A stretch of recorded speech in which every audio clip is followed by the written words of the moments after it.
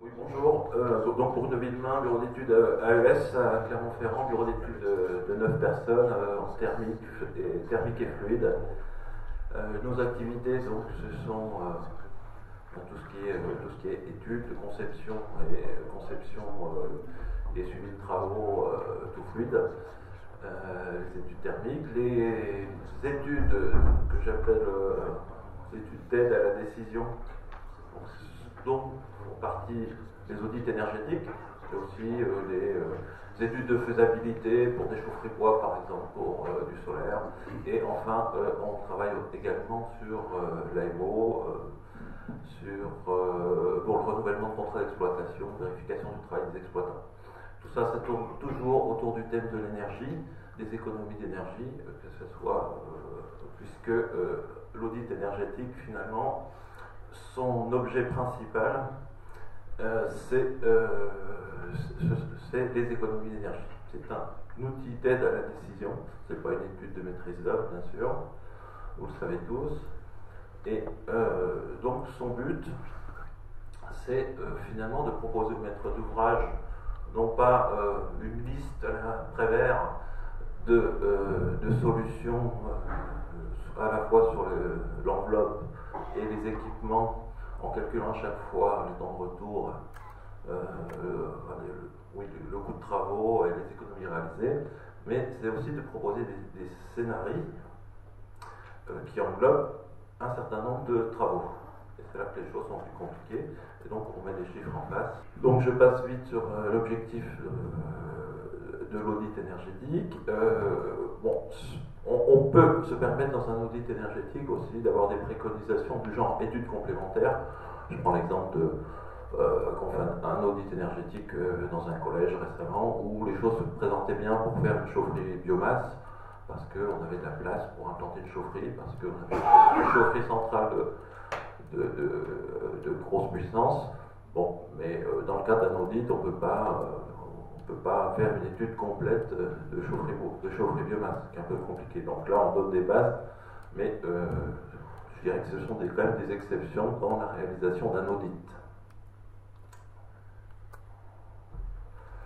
Petit rappel réglementaire. Alors, bon, nous, ça fait 10 ans qu'on fait des audits énergétiques. Au début, les audits énergétiques, ils étaient faits bien sûr par des gens qui étaient motivés par les économies d'énergie. Et à l'époque, c'était l'ADEME qui donnait des aides. C'est beaucoup plus compliqué maintenant pour en avoir, mais qui finançait à 50% ce genre d'études. Et sont apparues des obligations réglementaires. La première, ça a été pour les copropriétés de plus de 50 lots. Et donc à partir de 2012, on a parlé de l'obligation. Donc pour les copros de plus de 50 lots, quand on dit 50 lots, c'est 50 lots. Ça va très vite parce que en général, on multiplie par 3 le nombre de logements, tenir compte des parkings, des caves. Donc on évite à 50 lots. Et Clermont possède beaucoup de copropriétés. Voilà. Et l'obligation concerne aussi concerne copropriétés qui sont en chauffage collectif, pas celles qui sont en chauffage individuel. Voilà, donc un petit rappel des textes réglementaires, ça peut servir. Donc en 2013, on a eu un arrêté pour définir exactement les modalités de réalisation de ces audits. Donc l'échéance est le 1er janvier 2017, on y est presque, même si ça a peut-être été décalé. Non, pas pour le logement, donc je pense qu'il y en a beaucoup qui vont être en retard. Et ensuite, dans une directive européenne sur l'efficacité énergétique qui oblige des grandes entreprises, alors sur certaines conditions, à faire un audit énergétique avant le 5 décembre 2015. C'est là que oui. Donc les conditions, c'est pour les entreprises de plus de 250 personnes ou des conditions financières sur le chiffre d'affaires ou le total du bilan. Donc on retrouve maintenant, donc à côté la réalisation d'audits de manière volontaire. On retrouve des gens qui sont obligés et qui ne sont pas toujours motivés pour faire des économies d'énergie. Alors, ça a été dit tout à l'heure, mais c'est vrai que, bon, d'abord, j'aurais dû le dire au début, mais nous, on travaille avec Climaudit aujourd'hui pour faire ces audits énergétiques. En revanche, on n'a jamais travaillé à partir d'une maquette. On a toujours travaillé à partir de plans. Et puis on saisit entièrement le bâtiment sur Climaudit, de manière artisanale, on va dire. Mais bon, s'il n'y a pas de maquette, évidemment, on ne va pas l'inventer dans le cadre des honoraires qu'on a pour faire un audit. Donc, il ne faut surtout pas, pour les gens qui prennent ces obligations, juste pour ces obligations, il ne faut surtout pas s'engager dans une démarche de maquette. Voilà. Mais je pense personnellement que l'audit énergétique est vraiment bien fait, ça amène vraiment des pistes intéressantes. Bon, on va continuer.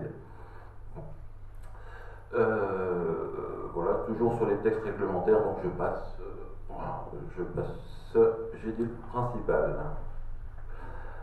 Un petit mot, donc sur les audits en copropriété, il n'y a pas d'obligation réellement sur la qualité du prestataire. En revanche, pour les obligés entreprises de plus de 150 personnes, il est spécifiquement indiqué dans le décret que le prestataire doit être qualifié. Donc qualifié auprès de l'OPQUBI, c'est la qualification 1905. Je pense que il doit y avoir une certification équivalente chez ICERT, voilà, merci. Voilà, j'ai appris la semaine dernière que nous étions que deux en Auvergne à être OPQI 1905 pour le moment. Alors ça veut dire quoi un prestataire qualifié? Ça veut dire qu'il remplit un certain nombre de conditions. C'est qu'il a assuré pour faire cet audit, qu'il a des références, qu'il a déjà fait, qu'il a des clients qui sont contents du travail qui a été fait, qu'il a des moyens humains qui sont contrôlés tous les ans. Alors les moyens humains, bon, moi je suis ingénieur, ça suffit pas. Il faut que j'ai plus c'est ingénieur, plus expérience. Hein, ou alors c'est l'ingénieur qui a fait spécifiquement une formation sur les économies d'énergie. Mais bon, il faut donc des moyens humains et tous les ans, on vérifie que la personne qui est référente dans la société, là où les personnes, il en faut un pour 20 personnes dans la société, il faut un référent technique minimum. Et puis on vérifie parce qu'il peut partir ailleurs. Donc s'il n'est plus là, la qualification la retire. Non. Ensuite, il faut des moyens techniques. Il faut une caméra thermique, il faut des appareils pour faire des mesures de température, de débit d'air, mesurer les débits de ventilation pour faire un audit, mesurer des températures d'eau, de fumée, etc. Il faut faire des mesures aussi sur l'électricité, puisque les consommations, c'est pas uniquement le chauffage et l'eau chaude. Donc c'est aussi l'éclairage, luxmètre, des mesures sur des consommations d'équipement, donc pinceau ampère-métrique, etc. Et puis, il faut un logiciel, bien sûr, adapté. Ça, l'organisme certificateur nous demande avec quoi on travaille. Donc, Climaudit, ça leur va. Une bonne nouvelle.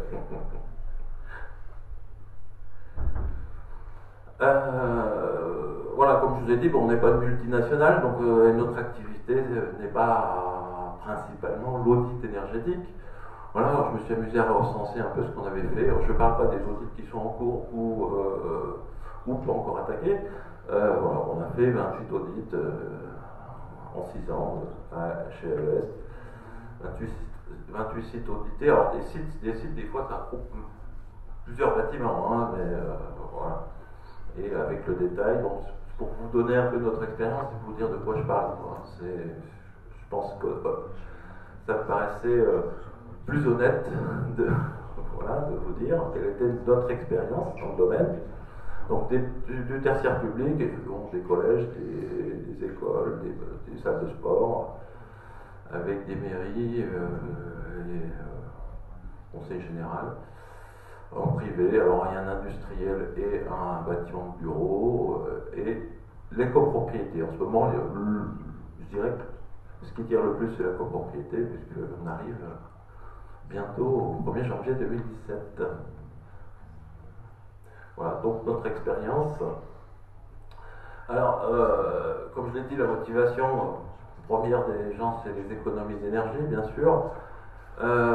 Des fois, la démarche, elle est plus globale. Par exemple, on a travaillé avec le Conseil général de l'Allier, eux, ils ont fait faire beaucoup d'audits, et en fonction des résultats des audits, ils ont dit, ben, nous, on va déjà travailler sur tel collège et tel collège, parce que c'est sur ceux-là qu'on peut faire le plus d'économies.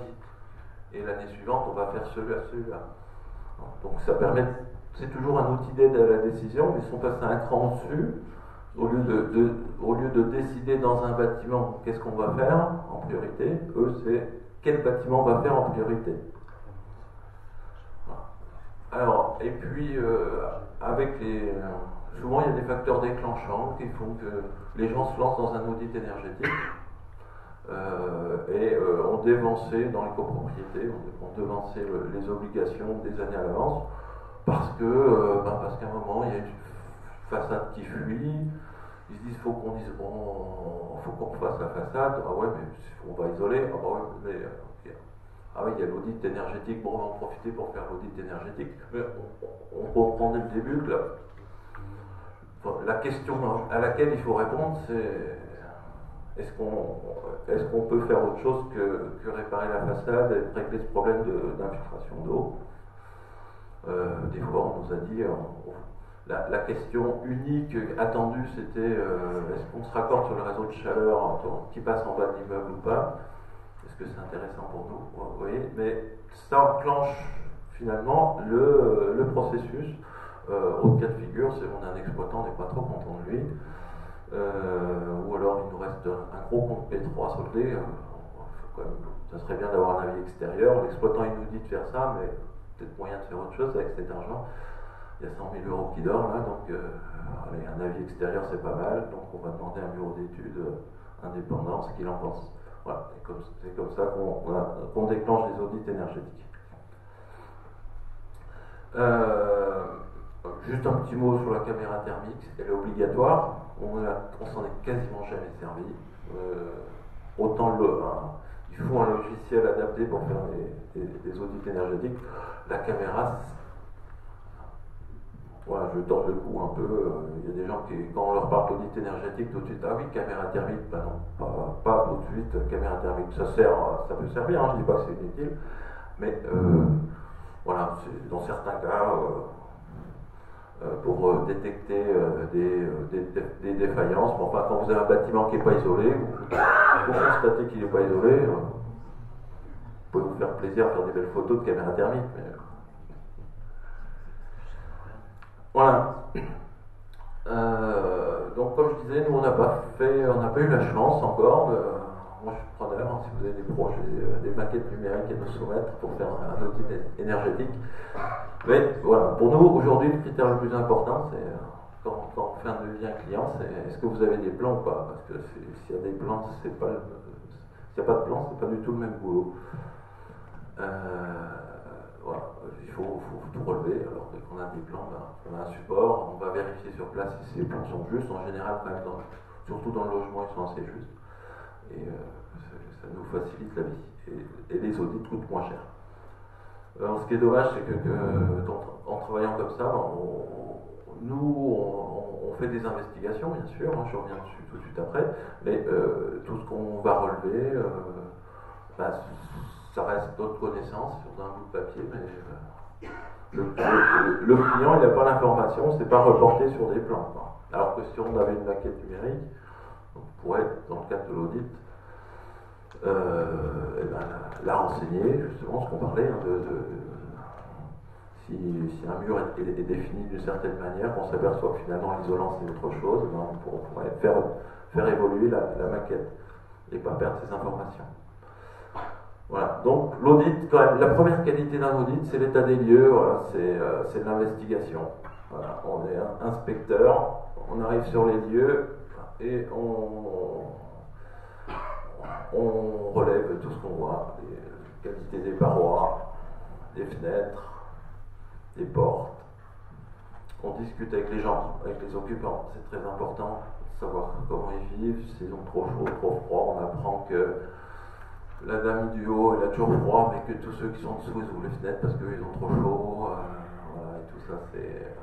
Vous comprenez bien que c'est derrière ça, il y a une problématique de consommation d'énergie. Voilà, les travaux réalisés, c'est souvent en discutant avec des gens qu'on trouve quelqu'un qui a la mémoire. Eux, on n'a pas toujours l'information tout de suite. Des travaux qui ont été réalisés il y a 5-6 ans, et puis il y en a qui va nous retrouver le devis, et savoir exactement comment sont isolées les terrasses. Ça, on ne va pas aller faire des trous pour aller voir comment c'est isolé. Voilà, donc un travail d'investigation, de dialogue, et de dialogue également avec l'exploitant, qui lui, il sait quand même des choses, hein, il s'occupe quand il y a un exploitant extérieur ou de la maison, il sait que quand il y a 2 chaudières, il sait si une suffit ou pas, si les problématiques qu'il a pu rencontrer, les idées d'amélioration qu'ils ont. Parce que quelqu'un qui s'occupe d'une installation depuis des années, il a des idées forcément à partager. Voilà, donc, gros travail, voilà. Là, on peut parler des plus beaux outils de la Terre, modélisation 3D. Il y aura toujours besoin de ce travail d'investigation sur place. Hein. Voilà. Ensuite, une fois qu'on a fait ce travail, on a toutes les informations et on fait notre modélisation sur Climodé. Voilà, on saisit les parois, les fenêtres, les équipements et on cale le modèle informatique sur les consommations qu'on a constatées. Ce qui est très important de comprendre, c'est qu'un audit énergétique, calculer, moi quand j'ai commencé à faire des audits énergétiques, je n'avais pas de logiciel. Pour calculer l'impact d'une action sur la consommation d'un bâtiment, n'importe quel thermicien doit être capable de faire ça à la main aussi efficacement que sur un logiciel. Je dirais, bon, ça reste très simple. Par contre, passer à l'incidence d'un bouquet d'actions où on va à la fois jouer sur les équipements et l'isolation, là c'est plus possible. Si vous n'avez pas un logiciel comme Climaudit, là ça marche plus du tout. Donc voilà, indispensable d'avoir cet outil. Et en même temps, quand vous avez un audit financé par l'ADEME, par exemple, on vous demande d'atteindre des objectifs. On vous dit qu'il faut atteindre le niveau BBC Rénovation. BBC Rénovation, on parle de la méthode THC, qui est un calcul réglementaire. Donc c'est important d'avoir la liaison entre l'outil, parce que effectivement, et l'ADEME le dit, l'outil ClimaWin, enfin l'outil de calcul réglementaire, il n'est pas adapté, il est interdit. Voilà, si on avait dit pour notre certification, nous on utilise le logiciel de calcul réglementaire, on serait fait jeter. Parce que ça ne marche pas. C'est trop bridé. Mais par contre, il faut impérativement, si on ne veut pas faire 2 fois de travail, des liaisons. Sinon, on ne peut pas dire au client, voilà, le scénario qui vous permet d'être BBC Rénovation, c'est ça. Voilà, donc cet audit nous permet donc de hiérarchiser aussi, donc par rapport au client, on va hiérarchiser les objectifs. D'abord, on va lui dire au client, à la suite de cet audit, on va lui dire d'abord vos gros postes de consommation, par exemple ce que vous avez sous les yeux, gros postes c'est le chauffage. On va d'abord essayer de travailler sur le chauffage parce que c'est là qu'on consomme beaucoup d'énergie. Donc hiérarchiser entre les besoins et hiérarchiser ensuite sur les différents postes. Donc là c'est des exemples d'audit. Déperdition par les murs, donc on voit que c'est archi prépondérant sur les déperditions et donc sur les consommations d'énergie. Donc là on est sur un exemple, on va travailler sur le chauffage et on va travailler sur les murs en premier si on veut vraiment être efficace. Voilà, on va présenter dans un audit aussi les différentes actions prises individuellement. Et là encore, j'insiste juste sur un point ou deux. il y a quand même des constantes dans les audits énergétiques, dans les résultats. En général, les équipements, refaire une chaufferie, refaire l'eau chaude ou améliorer, mettre la ventilation double flux dans du tertiaire, on est sur des temps de retour intéressants pour des métiers qui se tendent 4 ans, 5 ans, 6 ans, ça les intéresse. Et quand on parle d'isoler des façades, de changer des menuiseries, surtout si on est déjà en double vitrage avant, on passe à du 30 ans, 40 ans, 50 ans. Alors sur l'enveloppe, il y a des cas, bon, celui que vous avez sous les yeux, vous n'allez peut-être pas à lire, mais l'isolation, on avait une petite partie d'isolette de locaux sur des planchers bas. Des fois, vous avez une avancée, c'est pas isolé en sous-face.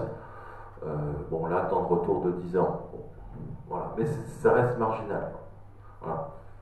Et donc, un des gros problèmes, finalement, c'est que nous, on triche pas avec les chiffres, puis je pense que les autres non plus, et que on n'annonce pas, c'est pas le Pérou, quoi. On n'annonce pas des économies super intéressantes.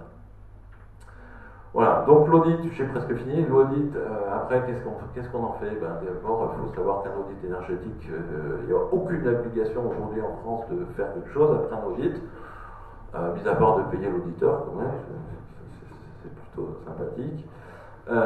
Ensuite, ce qu'on peut constater, c'est que souvent on trouve des idées très simples, je dirais, qui vont couvrir tout ou partie, voire plus des frais de l'audit énergétique, que ce soit des réglages qui sont mal faits, que ce soit un exploitant qui, entre guillemets, se trompe dans la facturation depuis quelques années.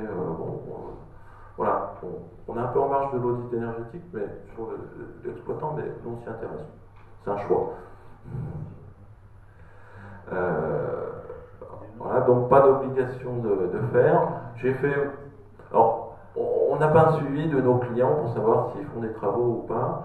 Il y en a, on sait qu'ils en ont fait. Alors, sur les 28 sites dont j'ai parlé, qu'on a audité, il y en a 5, on sait qu'ils ont refait leur chaufferie immédiatement après, dont un qui a carrément fait une chaufferie bois.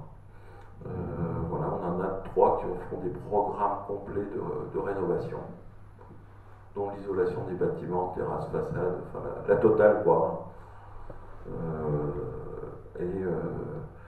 Et 3 qui ont fait des travaux, on sait qu'ils ont fait des travaux un peu plus diversifiés, refaire l'éclairage, etc. Bon. Donc, bon, c'est pas l'évangile, il y en a peut-être qui ont fait des travaux sans qu'on le sache, mais enfin sur 28, il y en a vraiment que 3 qui ont lancé un vrai programme de rénovation énergétique derrière. Parce que refaire une chaufferie, quand on sait qu'en 4 ans c'est rentabilisé, c'est pas très compliqué à prendre comme décision, quoi. C'est pas héroïque. Hein. Voilà, conclusion, pour faire un audit, il faut certes un bon outil informatique adapté, mais il faut aussi un auditeur qui ait d'expérience. Sur la maquette numérique, moi ce que je voudrais dire, c'est que il y a quelques mois, j'avais répondu à un appel d'offres d'AMO, d'un bailleur social de la place, qui voulait faire un CREM, donc conception, réalisation, exploitation, maintenance,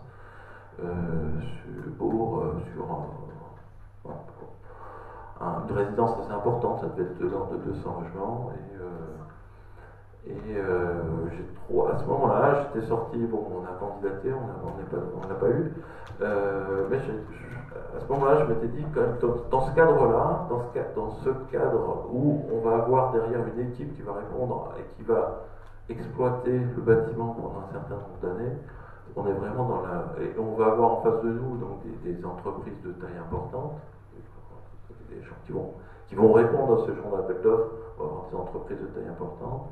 Pour moi, la maquette numérique, s'il y a bien un endroit où il faut démarrer sur le sujet de la rénovation énergétique, là, ça s'y prêtait complètement. Enfin, c'est l'idée que j'ai eue à ce moment-là, en sortant d'un oral qui s'était très bien passé, mais malheureusement, on était deuxième. Voilà. On a entendu parler d'Homme d'Oral qui parlait de BIM. Ça bouge un peu au niveau des concours, sur des demandes de maquettes numériques BIM. Comment des concours d'ingénierie. Ouais. Alors, on voit quelques concours où on nous impose, effectivement, on impose à l'équipe la maquette, en particulier le conseil régional. Ils ont annoncé qu'ils voulaient être à ce niveau-là, effectivement. Donc on a eu